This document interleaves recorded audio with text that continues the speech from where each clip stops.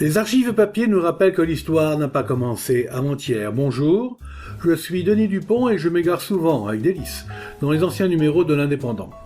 Suivez-moi avec le podcast, je vous parle d'un temps. 29 juillet 1971. 2 jeunes trafiquants arrêtés, Saint-Trope, voudraient bien se débarrasser des drogués. Une étudiante parisienne de 22 ans et l'un de ses amis, 25 ans, ont été surpris dans la nuit de samedi à dimanche dernier par des policiers, alors qu'ils récupéraient un sachet d'héroïne dans la prise d'écoulement d'eau d'un évier de l'hôtel à Saint-Tropez. Appréhendés par des policiers, les 2 jeunes gens ont opposé une vive résistance aux représentants de l'ordre avant d'être amenés au commissariat. L'un des policiers a d'ailleurs été légèrement blessé à une main. Après un interrogatoire, le garçon, qui est un drogué notoire, a été interné à l'asile psychiatrique de Pierrefeu, dans le Var, pour une cure de désintoxication.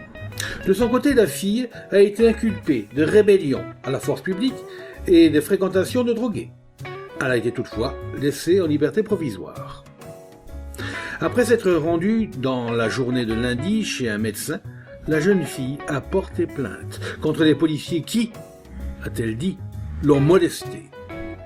À la suite de cet incident, le premier adjoint au maire de Saint-Tropez a remis à la presse le commentaire suivant. Il est regrettable que beaucoup de gens ne viennent pas plus souvent à Saint-Tropez.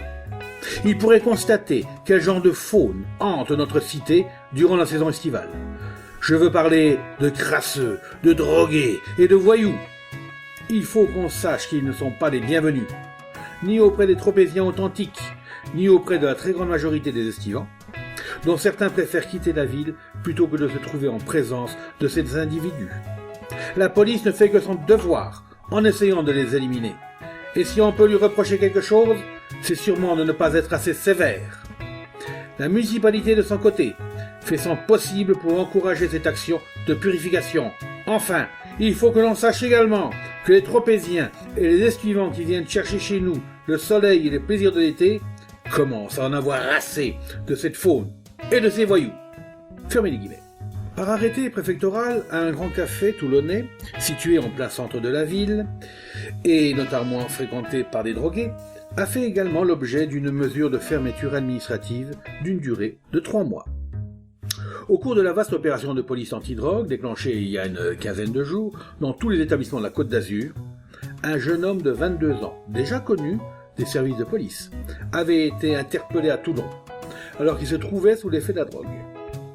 Il était d'ailleurs porteur de tout l'attirail habituel des intoxiqués, et avoua qu'il se rendait dans les toilettes de l'établissement pour se piquer. Cet établissement était connu pour être fréquenté par des drogués et même par les invertis des 2 sexes. Il y a 1 an, la propriétaire avait déjà reçu un avertissement de la part des autorités préfectorales. Il faut signaler également que dans cet article, les noms de toutes ces personnes, même le nom de l'établissement, est cité, chose qu'on ne pourrait plus voir aujourd'hui. C'était Je vous parle d'un temps, un podcast produit par l'Indépendant et proposé par Denis Dupont, à retrouver ici même chaque semaine.